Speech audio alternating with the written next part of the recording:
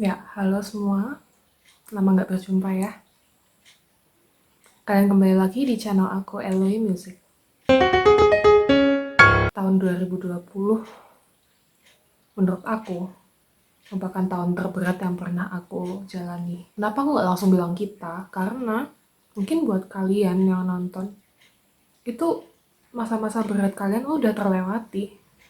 Cuman sekarang aja mungkin lebih terbatasi dengan adanya virus dan semuanya harus serba online. Jadi aku nggak langsung spesifik menyebut kita merasa berat.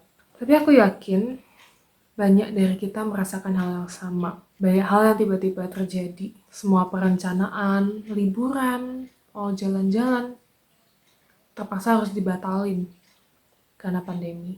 Tiba-tiba keluarga banyak yang sakit. Ada juga relasi kita yang meninggal mendadak. Dan kita nggak pernah tahu, ada yang tiba-tiba positif tanpa gejala. Dan kita semua jadi khawatir.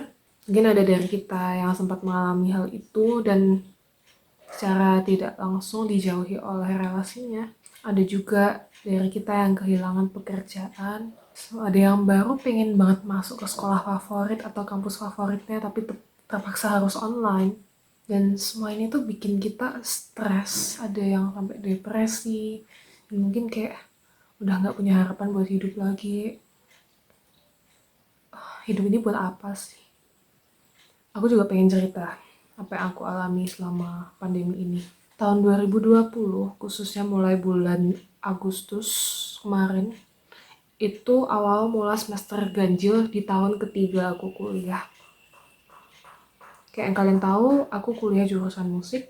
Dan kuliah musik itu sebetulnya kita lebih butuh tatap muka, ketemu langsung sama dosennya.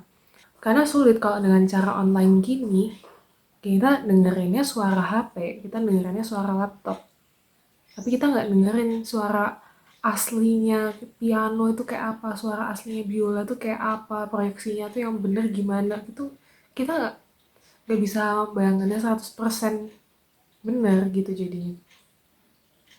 Yang ada jadinya kita harus benar-benar mandiri, benar-benar harus meningkatkan rasa ingin tahu kita setinggi mungkin supaya kita bisa sukses untuk menyelesaikan pekerjaan kita. Dan jujur tahun ketiga itu, khususnya semester ganjil ini, itu semester paling berat yang pernah aku jalani selama kuliah. Kelas ensemble kecil, aku main bareng violin dan viola. Kita tiap minggu harus bikin rekaman. Dan harus gabungin edit-edit lagi. Kalau belum benar, ulang lagi. Edit lagi. Belum benar, ulang lagi, edit lagi. Sampai akhirnya, oke, you're good. Aku major piano klasik. Tiap minggu harus bikin video juga. Jadi sementara udah ada 2 video. Tiap minggu bikin video. Dan mengulang-ulang lagu yang akan kusiapkan buat resitalku di semester depan. Tiap minggu analisis lagu, 32 nomor sonata Beethoven kita harus hafalin semua temanya. Belum tambah panitiaan. Panitiaan online semua. Dan kadang tuh waktunya, deadline-nya itu bisa lebih mepet daripada tugas kuliah. Itu berat banget. Satu hal yang kurasa cukup berat ku jalani selama pandemi ini adalah beradaptasi kembali di kampung halaman aku. Ya khususnya di lingkungan rumah. Ini bukan berarti hal yang jelek, tapi ini karena kebiasaan aja. Karena selama ini aku kuliah di luar kota, jadi aku ngekos sendirian tinggalnya. Dan segala sesuatu yang aku lakukan itu, aku bisa bebas mengaturnya sendiri. Aku bisa mengatur kapan aku lakukan tugas-tugasku, kapan aku latihan, tanpa memikirkan bahwa orang lain juga punya pekerjaan yang harus aku bantu. Sekarang aku tinggal di rumah, dan cukup banyak hal yang bikin aku kadang punya rasa gak terima, karena pekerjaanku diganggu, karena jadwalku diganggu, padahal aku udah merencanakan jadwalku. Tapi di sisi lain, aku juga harus belajar memahami bahwa orang lain juga butuh bantuan. Misalnya, ya orang tua kita atau saudara kita punya pekerjaan yang butuh bantuan, ya kita harus turun tangan juga. Dari sini aku belajar realitaku di luar kota dengan realitaku di rumah itu sangatlah berbeda. Kalau kalian pernah dengar hidup tentang live in the present, ya hiduplah pada saat ini. Dan disinilah sekarang realitaku, itu di rumah aku sendiri. Jadi mungkin dari pandemi ini kita juga belajar, dan ya terlebih aku belajar bahwa kita tuh janganlah jadi orang yang individualis. Dan aku pengen nyebutin ada beberapa hal yang aku syukuri sih selama 2020 ini. Yang pertama, akhirnya aku merayakan ulang tahun aku bersama keluarga lagi. Terutama karena aku baru mencapai usiaku yang ke-21 di tahun ini. Dimana usia itu orang bilangnya itu usia legalnya yang beneran gitu loh, usia dewasa yang sesungguhnya. Terus yang kedua, aku udah copot behel, aku sudah bisa tersenyum dengan pedenya sekarang. Cihi. Terus ketiga, Natalan bareng keluarga.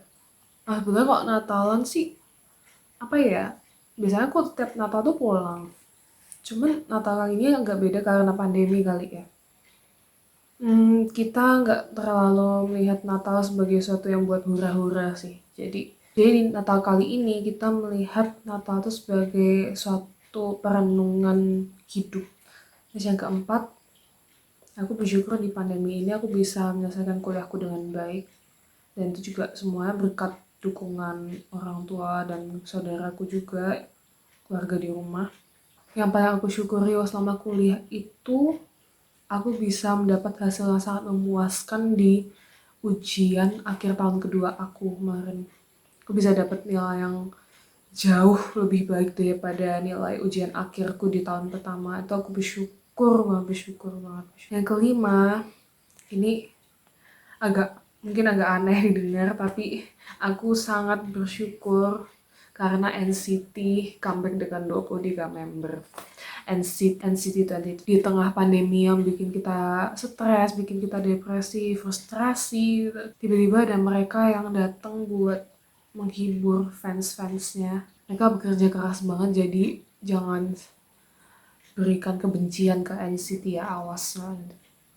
NCT 2020 tuh comeback terbaik yang pernah aku lihat, dan besok ini tanggal 1 Januari bakal ada SM Town Concert for free. Jadi kalian bisa nonton konsernya secara gratis. Tuh kayak sumpah SM baik banget.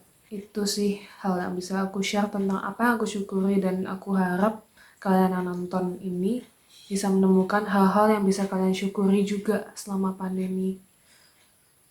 Tapi aku juga turut berduka dan ingin memberikan doa ke kalian yang baru saja mungkin kehilangan, baru saja mengalami sakit, baru saja mendapatkan tekanan mental bertubi-tubi karena kehilangan pekerjaan. Aku turut prihatin, dan kuharap semuanya nanti bisa berkembang jadi lebih baik lagi. Kita doa sama-sama ya. Dan ya mungkin curcol aku segini aja. Mari kita habiskan akhir tahun ini dengan baik dan memulai tahun yang baru dengan lebih baik lagi.